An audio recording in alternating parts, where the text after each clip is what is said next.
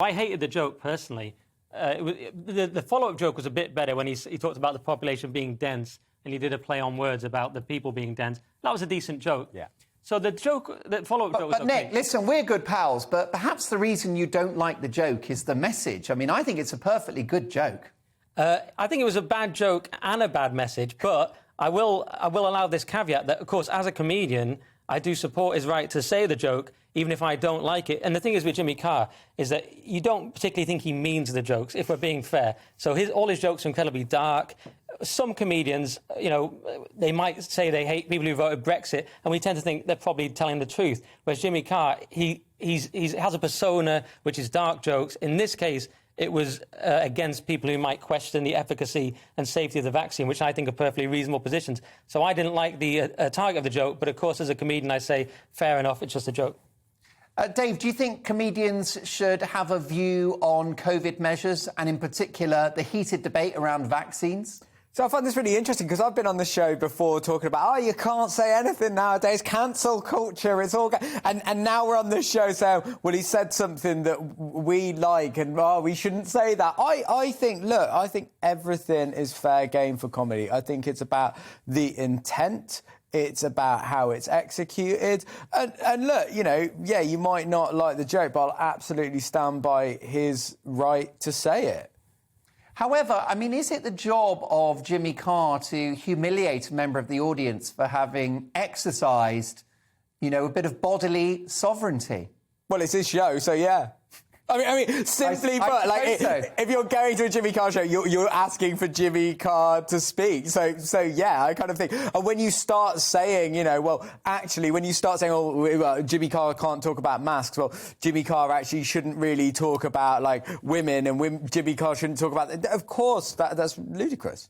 Why do you think he's done that joke? I mean, is he essentially backing the government's narrative on COVID? I mean, do you think that he'll be doing jokes about lockdowns next or mask wearing?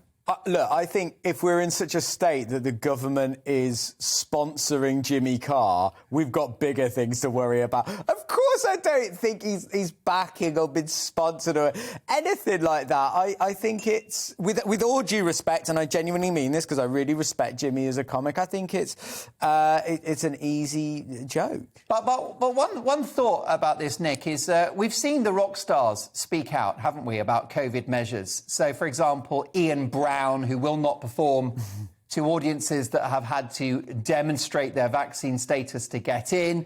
Van Morrison, who's written a song about lockdown measures and has been very vocal about the impact of lockdowns on the music industry.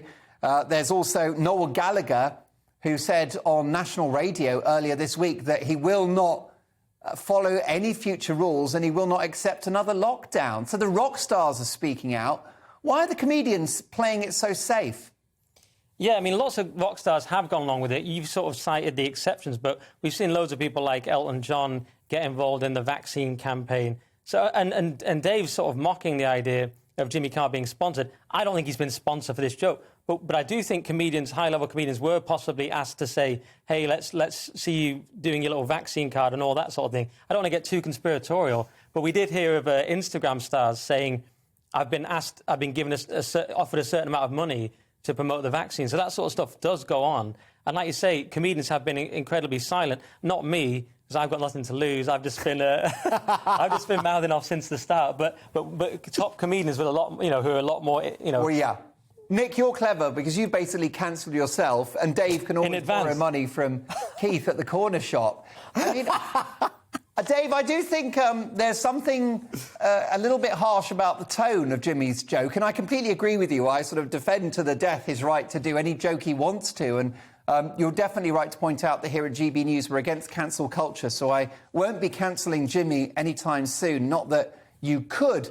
But it was quite cruel, wasn't it? I mean, this is basically, it involves a bit of swearing, it involves why didn't you slap yourself in the face, so there's a slightly violent theme there. And then we saw Jonathan Pye, who plays a brilliant character as a kind of fictional TV news presenter, who's saying, wear an effing mask. I wonder whether the tone is the problem here.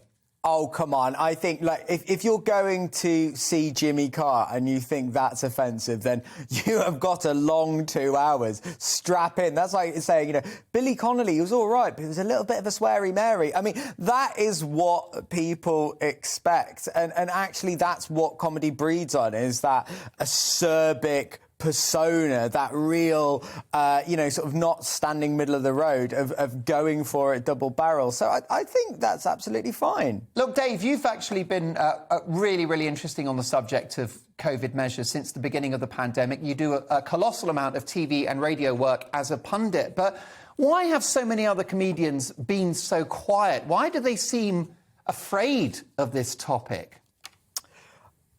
I honestly think that's a question that stumps me. I honestly don't know. I think there is a fear of, firstly, pretending. I'm very honest that I ain't an expert. I don't know anything. I'm not a virologist. I'm not. Are comedians afraid of losing gigs, losing TV slots, if they criticise masks or lockdown measures, even though privately that's their view?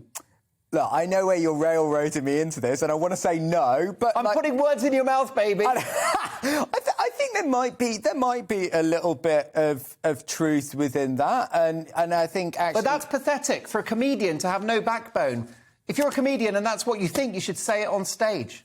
Yeah, Dave's being way too cautious. Obviously, in the comedy world, he knows there's one way you can think on any number of issues, and the comedians are sticking with that because they're terrified, like you say, of losing something, gigs, work, agents, whatever it is. Dave, we all know that. So, and can I just come back on the Jimmy Carr thing?